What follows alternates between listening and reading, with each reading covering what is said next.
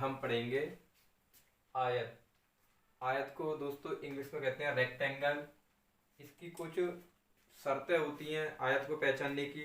सबसे पहले हम उनको जानेंगे, उसके बाद इसके सूत्रों पर डिस्कस करेंगे। दोस्तों आयत की सबसे पहली शर्त क्या होती है?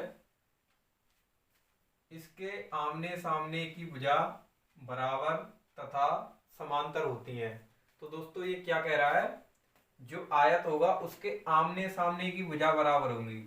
जैसे दोस्तों यहाँ पर हमने एक आयत बनाया है, ये आपको दिख रहा होगा, और इसमें जो ए बी भुजा है वो डी सी भुजा के बराबर होगी, और इसकी जो ए डी भुजा है वो बी सी भुजा के बराबर होगी दोस्तों।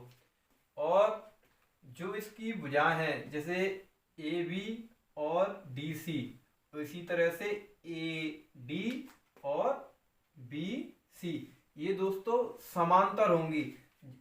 कहने का तात्पर्य है दोस्तों, जब इनको हम और आगे खींचेंगे तो इनके बीच में जो अंतर है वो बिल्कुल समान रहेगा, ये भुजाएं कहीं भी जाके नहीं मिलेंगी। तो दोस्तों यहाँ पर लिखा भी है, इसके आमने सामने की भुजा बराबर तथा समांतर होती हैं।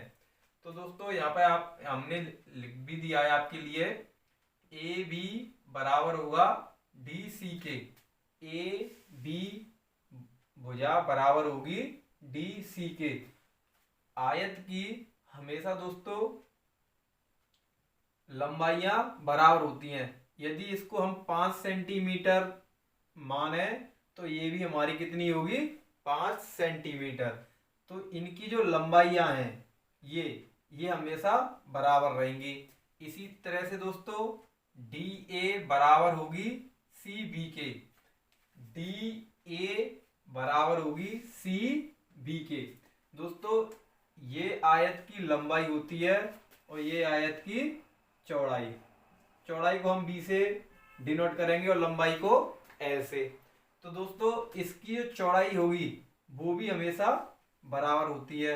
जैसे इसको यदि हम 3 सेंटीमीटर मान लें तो ये भी हमारी कितनी होगी? 3 सेंटीमीटर। जैसे दोस्तों डी ए को हमने मान लिया 3 सेंटीमीटर। अब हमसे कोई पूछे कि इसकी सी बी भुजा कितनी होगी, तो ये भी इसी के बराबर होगी। तो आयत की ये पहली शर्त आपको समझ आ गई होगी दोस्तों। इसके आमने सामने की भुजा बराबर, आमने सामने की भुजा बराबर तथा समांतर होती हैं, समानांतर होंगी। जब हम और आगे खींचेंगे दोस्तों तो ये किसी भी बिंदु पर जाकर नहीं मिलेंगी। इनके बीच में जो अंतर होगा वो हमेशा समान रहेगा। इसी तरह से दोस्तों इसकी जो लंबाई वाली जो भुजाएं, लंबाई को दर्शा रही हैं जो भुजाएं, उनको भी हम आगे खींचे तो ये भी किसी भी बिंदु पे जाके नहीं मिलेंगी। इनके बीच में इस अंतर कैसा रहेगा दोस्तों? समान। अब इसकी दूसरी शर्त को देखते हैं दोस्तों। इसके दोनों विकर्णों की लंबाई समान होती है। दोस्तों हम एक आयत बना लें और इसमें 2 विकर्ण खींचे, तो दोस्तों जब इनके जो दोनों विकर्ण हैं इनकी लंबाइयां होंगी वो हमेशा कैसी रहेंगी? बराबर। ठीक है दोस्तों, तो यहाँ पर दर्शाया गया है ए सी बराबर बी डी। ए सी बराबर बी डी, ये ए सी और ये दोस्तों बी डी।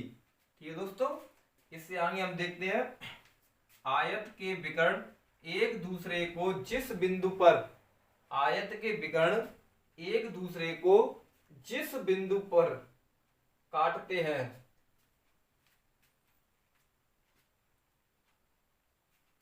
जिस बिंदु पर काटते हैं समद्विभाजित करते हैं, परंतु समकोण पर नहीं काटते।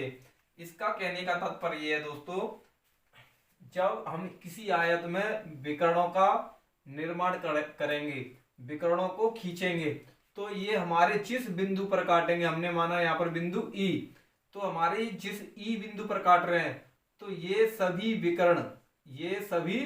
विकर्ण कैसे होंगे? समान। कैसे होंगे दोस्तों? समान। कैसे होंगे? समान होंगे। कैसे होंगे दोस्तों? समान।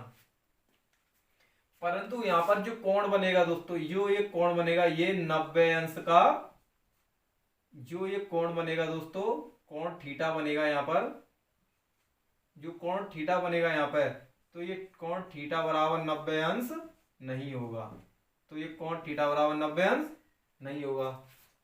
तो ये तो दोस्तों इसकी कुछ बेसिक जानकारियां रही।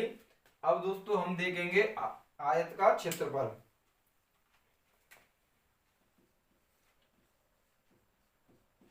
आयत का क्षेत्रफल।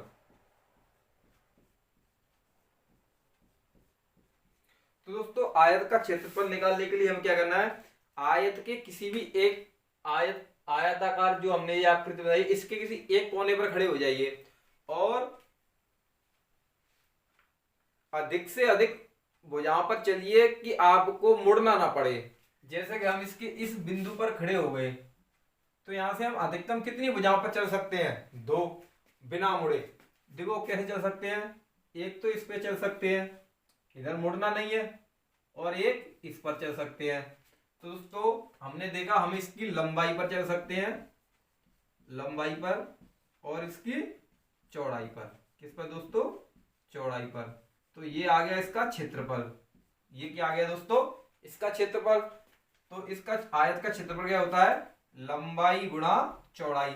इसको यदि हम इंग्लिश में लिखें तो दोस्तों L इंटू बी लिखते हैं।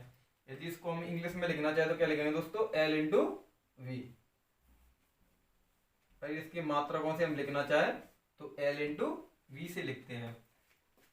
और यहीं पर हम एक और देखते हैं, आयत का परिमाप।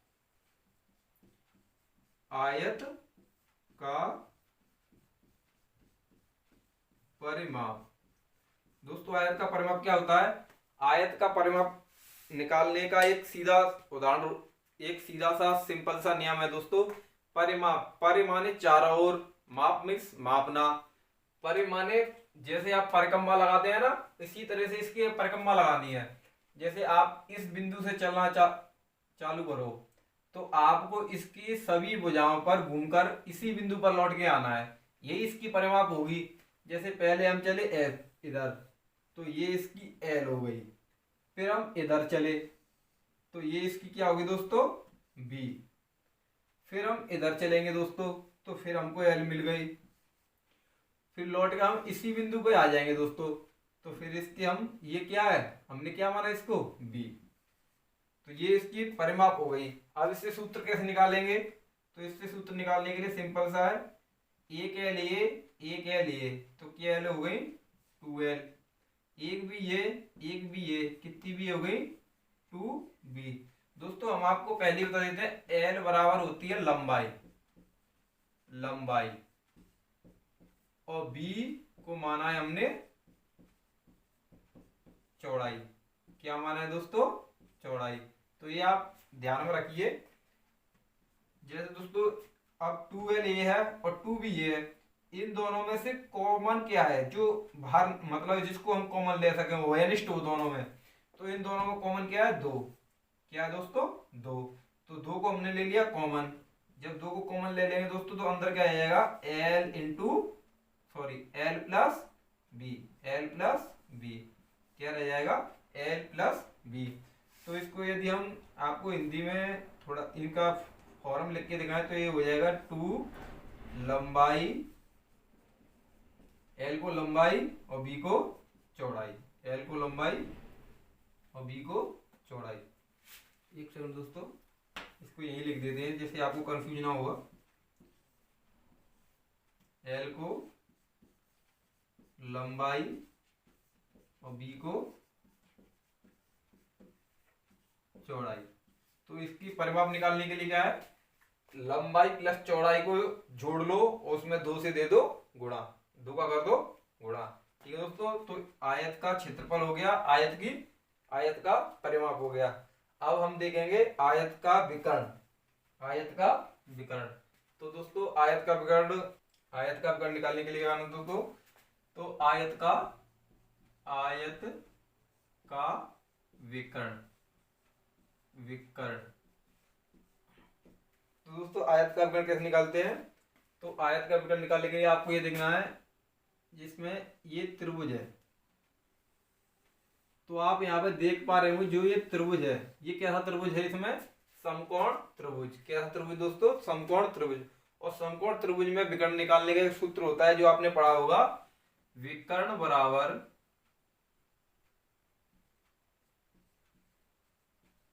विकर्ण का स्क्वायर बराबर आधार का स्क्वायर प्लस लंब का स्क्वायर। आधार का स्क्वायर प्लस लंब का स्क्वायर। आधार का स्क्वायर प्लस लंब का स्क्वायर। दोस्तों इसका विकर्ण है, विकर्ण यदि इसको मान लें हम डी बी को यदि विकर्ण मान लें तो विकर्ण स्क्वायर बराबर आधार, आधार को ए भी मान लें दोस्तों, तो आधार क्या होगी इसकी? लंबाई, लंबाई का स्क्वायर। लंब इसकी जो लंबाई है,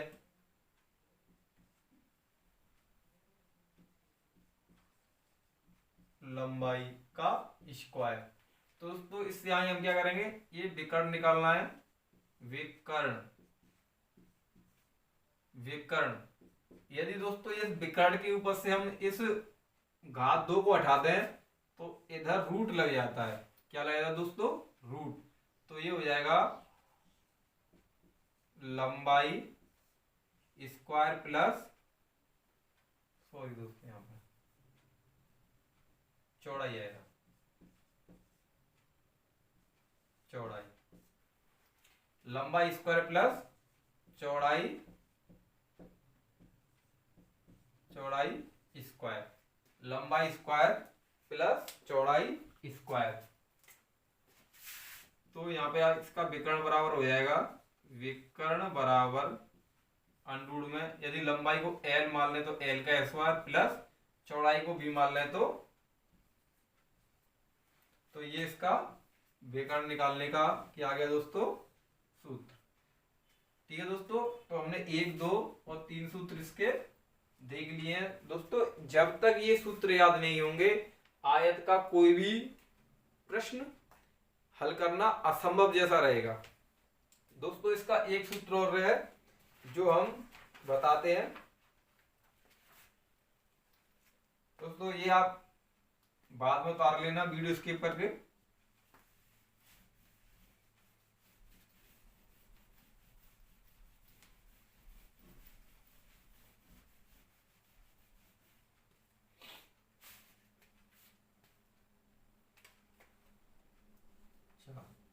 दोस्तों कभी कभी प्रश्न आ जाता है, जैसे कोई ये आयताकार खेत है, आयताकार खेत है, इसके दोनों तरफ 2 मीटर चौड़ा रास्ता बनाना है।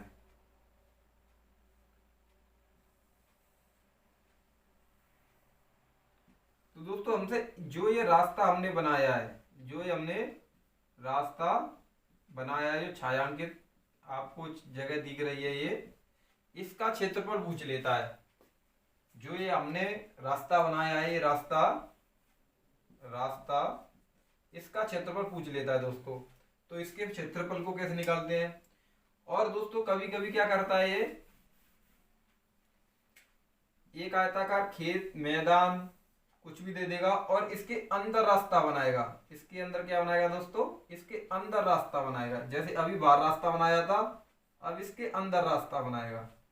तो इसमें भी ये अंदर वाले रास्ते का क्षेत्रफल हमसे पूछ लेता है। तो दोस्तों इस तरीके के सवालों को करने के लिए क्या करते हैं, देखिए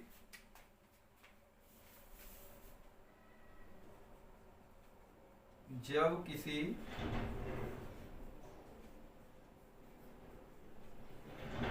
आयताकार खेत, मैदान,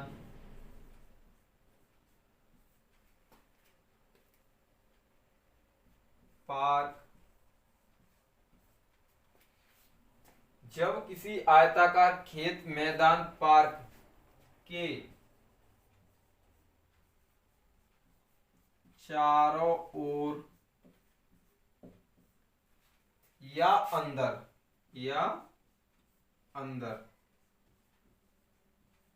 दोस्तों कोई भी आता है आयताकार खेत है ये या मैदान है, तो इसके या तो अंदर रास्ता बनाएगा अंदर, या फिर इसके बाहर रास्ता बनाएगा। तो इन दोनों तरीका के सवालों को करने के लिए सूत्र हम आपको बताने जा रहे हैं। तो अंदर चारों ओर या अंदर, चारों ओर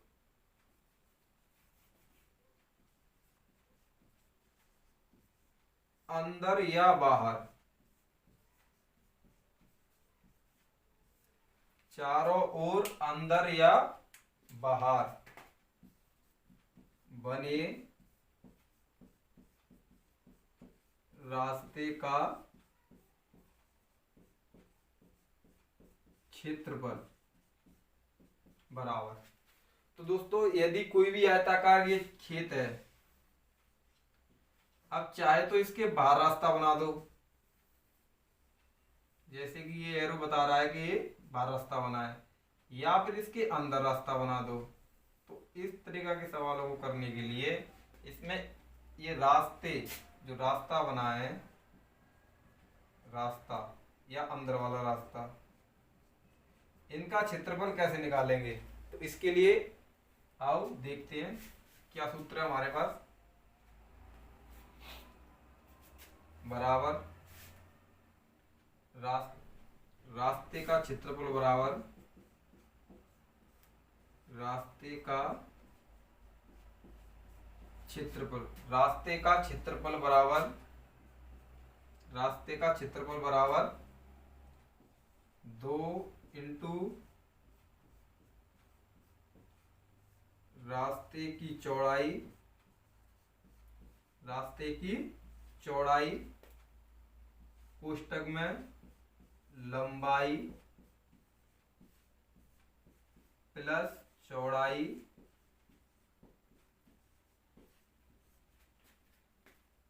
प्लस माइनस 2 गुणा रास्ते की चौड़ाई।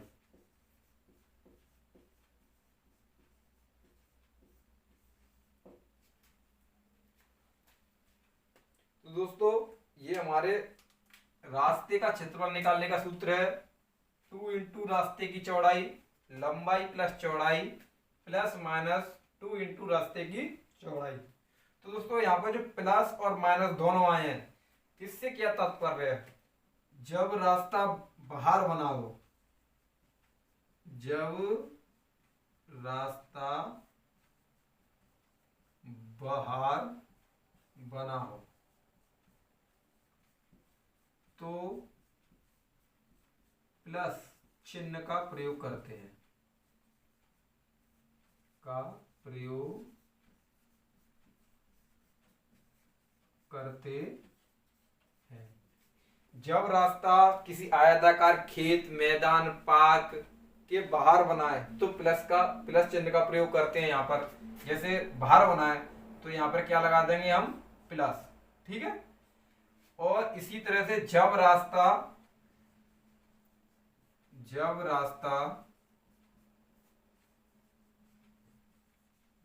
अंदर बना हो